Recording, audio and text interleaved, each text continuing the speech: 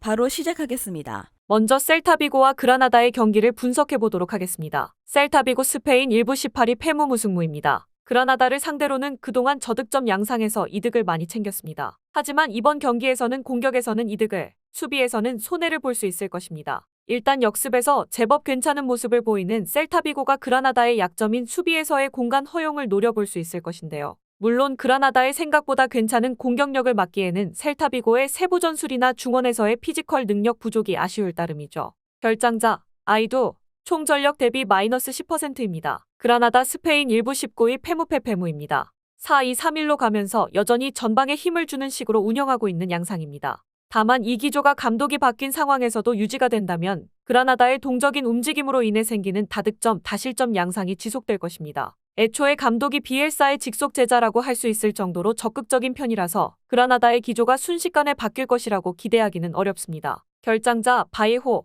페르난데스, 총 전력 대비 마이너스 10%입니다. 다만 최근 5번의 대결에서 패배가 없는 셀타비고가 그라나다를 상당히 잘 상대한 편이었고 그라나다의 약점인 수비가 개선될 가능성이 적어진 상황이라면 셀타비고가 여전히 우위인 상황으로 볼 수 있지 않을까 싶습니다. 오버 2.5를 점쳐보는 매치입니다. 다음은 US 레체와 프로시노네의 경기를 분석해 보도록 하겠습니다. 레체 이탈리아 1부 13위 페무무무무입니다. 일단 과감한 슈팅을 만드는 것으로 화력을 잘 유지하는 양상을 보이고 있습니다. 다만 우려스러운 점이 있다면 간단한 패턴 플레이만으로 수비가 잘 벗겨진다는 점이 있고 체력이 떨어지는 상황에서의 박스 수비를 장담하기는 어렵다는 것입니다. 다만 프로시노네가 슈팅을 리그 내에서도 가장 많이 내주는 축이라는 점을 이용해서 최근 5경기에서 화력을 집중해 3승 2무라는 좋은 성적을 거두고 있습니다. 결장자, 코피트젠, 암키비스트, 총 전력 대비 마이너스 10%입니다. 프로시노네 이탈리아 1부 12위 승패무입니다. 앞서 언급했듯이 프로시노네의 수비와 슈팅 억제 능력을 신뢰하기는 어려운 상황입니다. 원정에서 공격적으로 나서는 상대에게 승리를 거두지 못하는 것도 이런 이유가 없지는 않을 것입니다. 그나마 마치텔리, 바레네체아, 하루이가 모두 돌아오면서 프로시노네의 장점인 중원을 쓰는 능력이 개선될 여지가 있다고 볼 수 있다는 점은 긍정적일 수 있겠습니다. 결장자, 칼라히, 마치차, 헤이니에르, 총 전력 대비 마이너스 12%입니다. 레체의 후반 집중력 유지가 문제가 될 소지는 있을 것이고 프로시노네도 슈팅을 너무 내준다는 단점을 100% 극복하기는 어려울 것입니다. 다만 과감하게 슈팅을 날리고 보는 레체가 프로시노네의 약점을 그동안 잘 공략해온 편입니다. 상성에서는 레체가 앞설 수 있다고 봅니다. 오버 2.5를 픽하면 좋을 듯합니다. 다음은 아우크스부르크와 도르트문트의 경기를 분석해보도록 하겠습니다. 아우크스부르크 독일 1부 9위 무승부승패입니다. 브레멘전에서 아우크스부르크의 특기인 난전을 만들지 못하고 패하는 모습입니다. 일단 상대가 중원을 틀어막아버리는 다소 극단적인 스타일로 운영을 하자 박스 안에서의 슈팅을 만드는 것도 좀 벅차 보이는 모습이었습니다. 적어도 도르트문트가 라이프치히전에서 파이팅 있는 모습을 보여준 점은 감안해야 할 상황인데요. 홈에서는 바이언 도르트문트에게 나름 발목을 잡는 역할을 하기도 했는데 지난 홈 경기에서 0대3으로 패하면서 기록도 깨졌습니다. 결장자, 옥스포드, 프람베르거, 이아고, 미첼, 베료, 총 전력 대비 마이너스 12%입니다. 도르트문트 독일 1부 5위 승무페페무입니다. 라이프치히전에서는 훈멜스의 퇴장에도 불구하고 우려가 컸던 웨즈잔과 엠네잔이 분전하는 모습이 있었습니다. PSG를 상대로도 무승부를 기록하는 등 어려운 일정에서도 나름대로 저력 자체는 보여주고 있는 상황입니다. 특히 브란트 로이스의 공존 문제를 해결하기 위해 아데에미를 투입했는데 아데에미가 골을 넣으면서 피드백이 슬슬되고 있는 듯한 모습입니다. 결장자 듀랑빌, 은메차, 알레, 리에르손, 무코코, 훈멜스, 총 전력 대비 마이너스 13%입니다. 일단 도르트문트의 기복이 있지만 강호들을 상대로도 피드백이 되는 모습과 중앙에서의 파이팅 넘치는 모습이 보였다는 것은 상당히 긍정적으로 볼 여지가 있을 듯하죠. 아우크스부르크 특유의 난전에 대응하는 플랜도 나름 생긴 분위기입니다. 도르트문트가 유리한 상황이라고 봅니다. 다음은 보훔과 우니온 베를린의 경기를 분석해보도록 하겠습니다. 보훔 독일 1부 14위 승무무승패입니다. 선수비 후역습 성향을 가진 팀입니다. 따라서 상대에게 공을 쥐어주는 편이 많습니다. 이런 패턴에서 잘하는 팀을 상대로는 지난 호펜하임전 1대3 패배가 말해주듯이 제법 약한 모습입니다.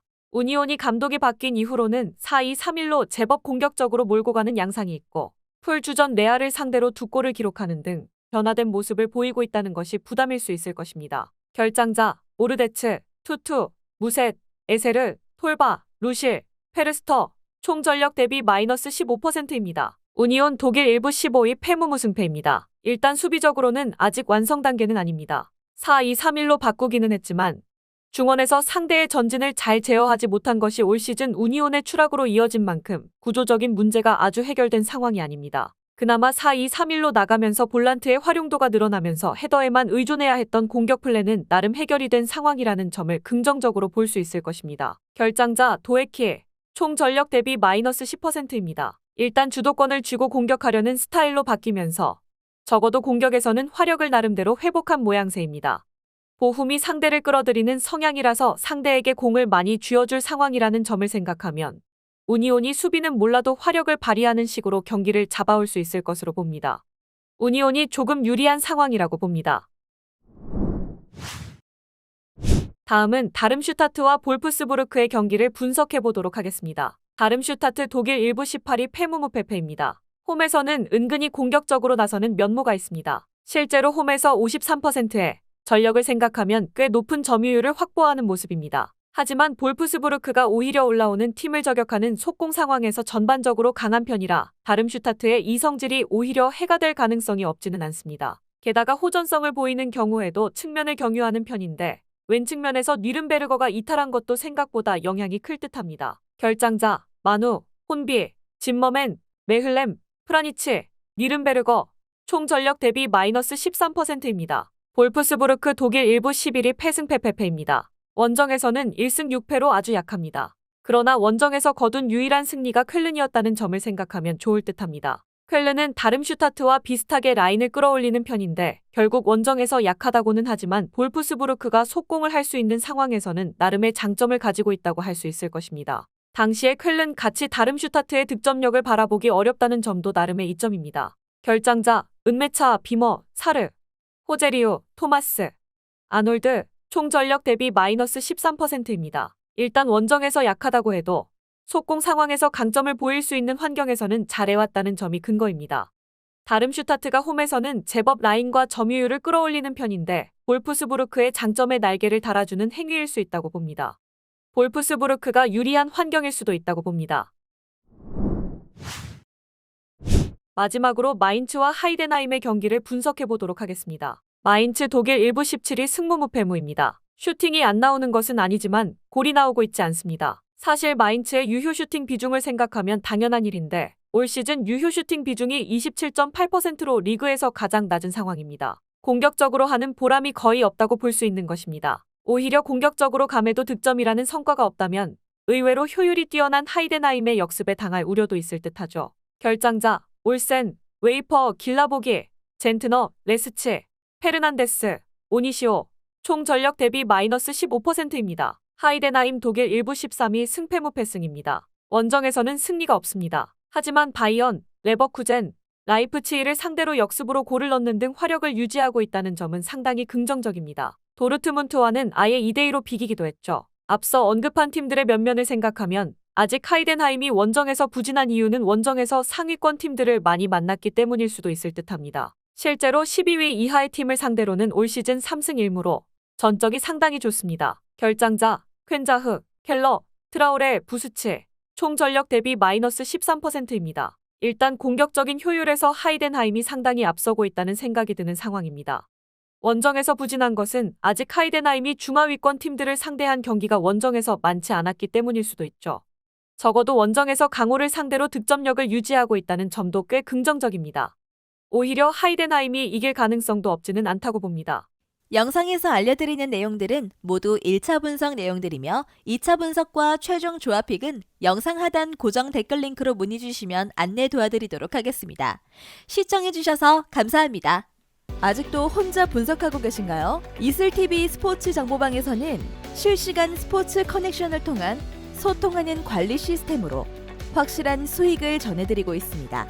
정보방 입장 조건은 없으며 일반인들은 쉽게 접할 수 없는 배당 흐름 분석, 모든 경기 라인업과 결장자, 마지막으로 분석 모델링을 통한 최종 조합픽까지 무료로 제공해드리고 있습니다. 물론 마음에 안 들면 둘러보시고 나가셔도 됩니다. 혼자 하면 단기간으로 수익을 볼 수도 있겠지만 함께 하면 장기간으로 꾸준한 수익이 가능합니다. 정보방 무료 참여하시고 꾸준한 수익을 원하시는 분들은 영상 고정 댓글 링크로 문의 주시면 안내 도와드리겠습니다. 늦지 않았습니다. 함께 합시다.